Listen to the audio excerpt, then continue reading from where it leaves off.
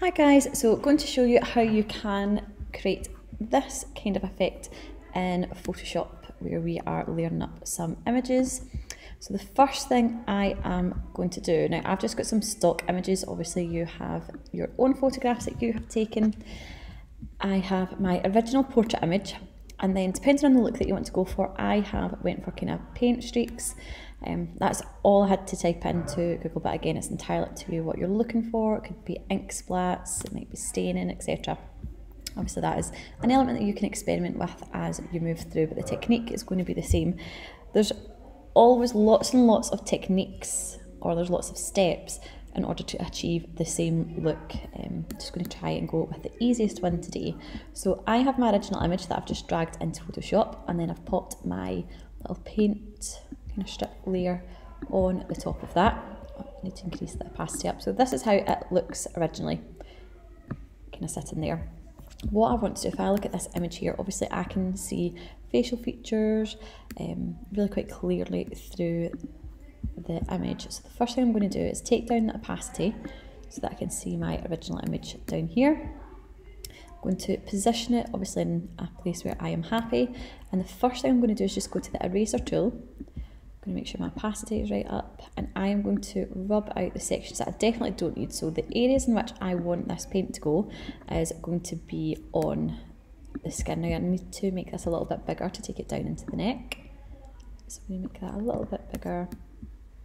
And then again, back to my eraser tool, and I can rub it out. So I know that I don't want it in the hair. I'm going to just really quite messily to begin with. Obviously avoiding the ear. I can rub out where the jacket is, the background, etc. This is me just getting the majority of it away. I'm going to zoom in, and then I can make my brush that little bit smaller, and I can rub those out. Again for this, make it a little bit smaller, so you can obviously change it at the top here, or you can right click and your brushes box will come up. So again, you can obviously spend a lot more time on this than what I am here. I'm just using the eraser tool. Now one thing you might want to do, which I haven't done just yet, is duplicate this layer.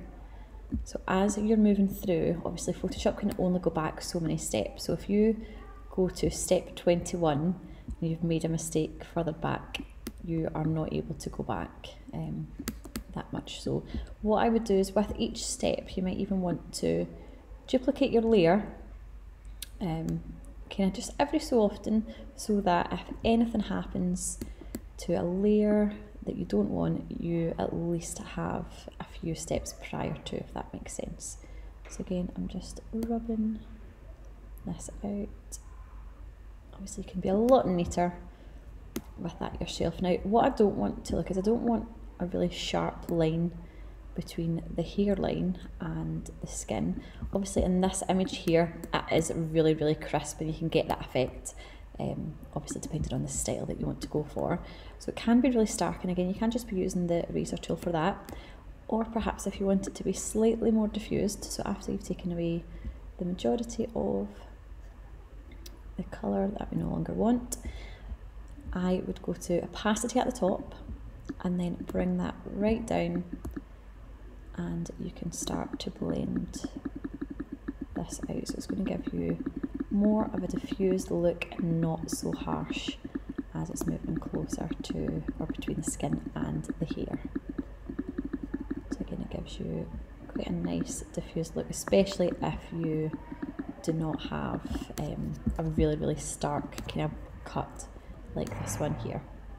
What you can also do, if I'm looking at this picture, we've taken it away from the eyes, obviously to make that more of a focal feature.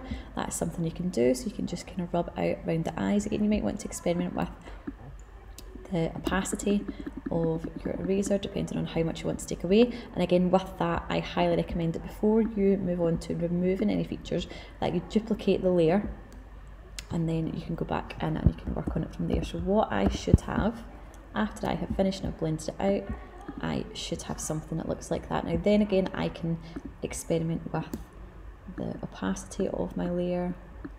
I might drag it quite far down so it's quite subtle. But again, it's exactly the same technique. So have the layer in there, make sure you duplicate it after a few stages. You can end up deleting them at the end once you're happy with it.